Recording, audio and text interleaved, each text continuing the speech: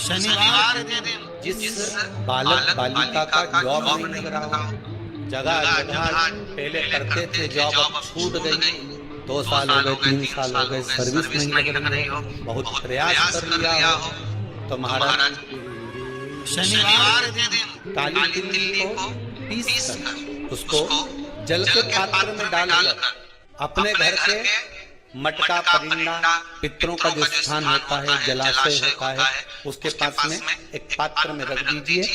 बेलपत्री या बट का पेड़ या पीपल का पेड़, इस वृक्ष के नीचे एक रात्रि तक रखे रहने के बाद में दूसरे दिन अपनी कामना करकर, जिनका जॉब नहीं लग रहा या कहीं उलझने उत्पन्न हो रही है, उस व्यक्ति को हाथ में ले जाकर उस पात्र का जल इन 3 में से किसी भी वृक्ष के नीचे उस काली तिल के जल को समर्पित कर दीजिए। महाराज बाबा चाहेगा 3 महीने में कहीं ना कहीं योग बना ही देगा। हनुमान जी की परिक्रमा, भैरव की परिक्रमा, शंकर भगवान की परिक्रमा, शिव जी के जितने रुद्र अवतार हैं, शंकर भगवान के जितने अंश अवतार हैं, इन सब की परिक्रमा का भाव 3 परिक्रमा का। कितनी परिक्रमा? 3। काल भैरव, भैरव की परिक्रमा कितनी होती है? जम के बोलो 3। हनुमान जी की परिक्रमा कितनी होती है? 3। शंकर के कितने अवतार? मेरे भोलेनाथ के जितने रुद्र अवतार हैं, मेरे शिव के जितने अवतार हैं, मेरे शंकर के जितने अंश अवतार हैं, उनकी सबकी परिक्रमा 3।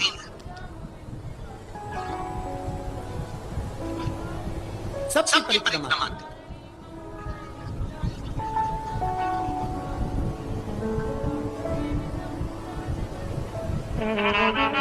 शिव परिक्रमा का भी भाव है, 3 परिक्रमा शंकर की भी है, पर पूरी नहीं। कैसी? आधी भी कैसी?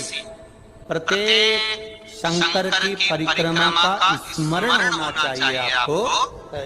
ये समझिए जरा, बहुत अच्छी तरह से आज कथा निकली है तो उसको समझ लीजिए।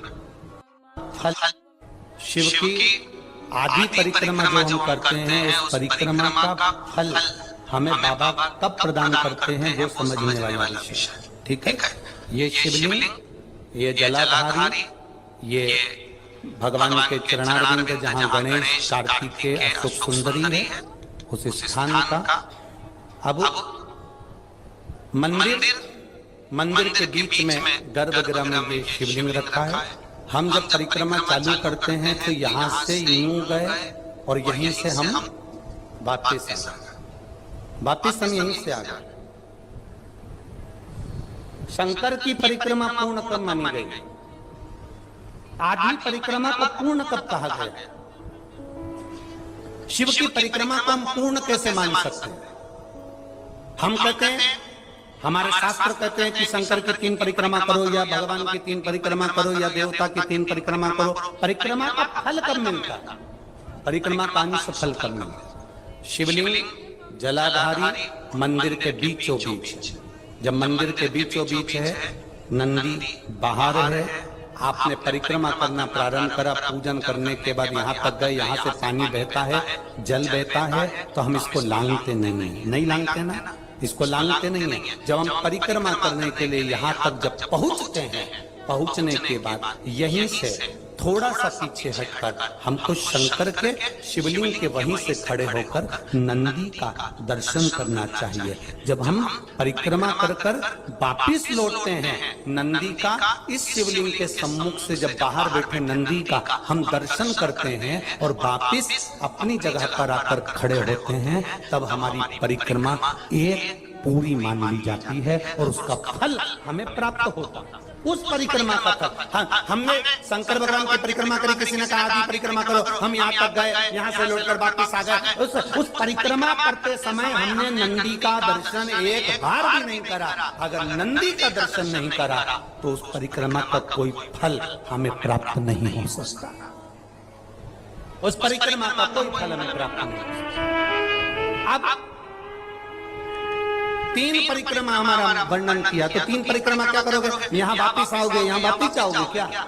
बोलो जम के, वापिस जाओगे क्या? नहीं।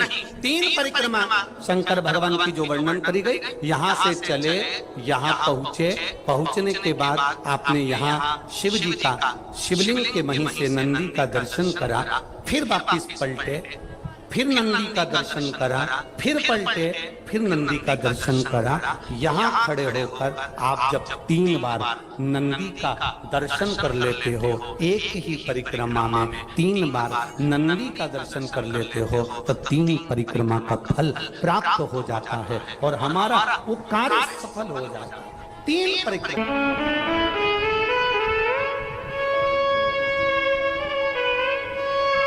3 परिक्रमा का फल हमें प्राप्त।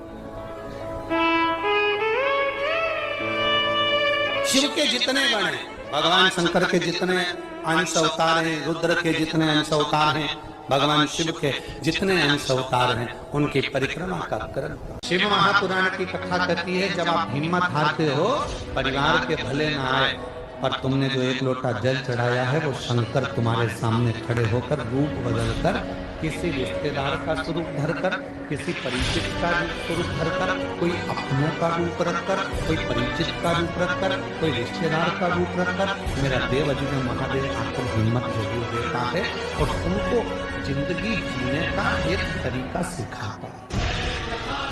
ऐसा नहीं कि संसार में जो जन्मे हैं उनको मौका नहीं मिलता, सबको। हे सूत्र शिव महापुराण के हैं,